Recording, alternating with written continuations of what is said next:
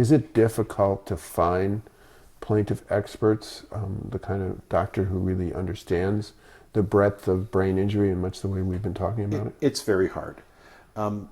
Most people who are actually good experts are busy practitioners, and they don't like the litigation process. They don't like being put through the ringer. They don't like having to give up time helping real patients. They mostly don't see helping this particular patient or plaintiff get monetary compensation. They don't see that as a medical issue, even though if the person doesn't get the money, they won't get the treatment that the doctor recommends. What would you say to a physiatrist or a neurologist who has some knowledge about brain injury, has some belief in it, some advocacy for it, to convince them that going into a courtroom is a good thing? Every doctor, every real doctor takes an oath to help his patient. Every real doctor has an ethical obligation to advocate for treatment of his patient. It's no good if your doctor says, you have this illness, here's a prescription for this drug, if you can't afford the drug. The doctor has an ethical obligation to help you get it. It doesn't mean he has to give you a job, but he should try to help you. And the other thing that most doctors are quite persuadable by is to explain to them that what's being told in the courtroom is not medical science. And we need someone who's a true medical scientist to come in and teach the judge or teach the jury what the truth is. And most doctors love teaching, so that will often get them in. You say that doctors have an oath. Don't the defense doctors have the same oath? Oddly enough, no. They take an oath as physicians, the ones that are physicians as opposed to allied professionals.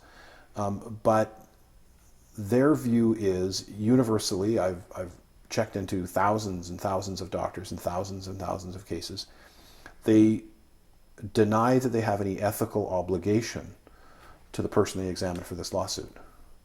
And that means that they have no better right to speak about him than someone who works in a dry cleaners. So what you're saying is that the doctors who are there on behalf of the plaintiff have established a relationship with the plaintiff, have an obligation to him, but the defense doctors have an obligation only to the defense attorney. True.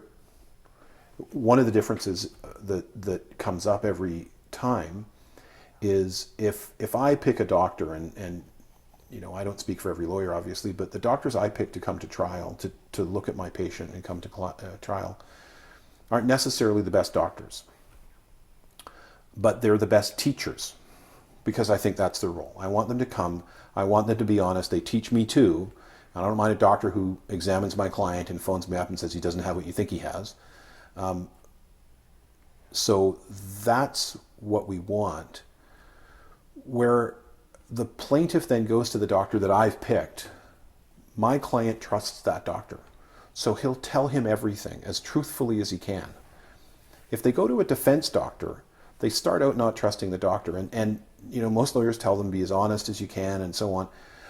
But they arrive there distrusting the doctor. And imagine if you had a brain injury that affected, say, your libido, that you're having sexual issues. Imagine telling a stranger all about the intimate details of your sexual dysfunction when you know his only job is to brand you a liar.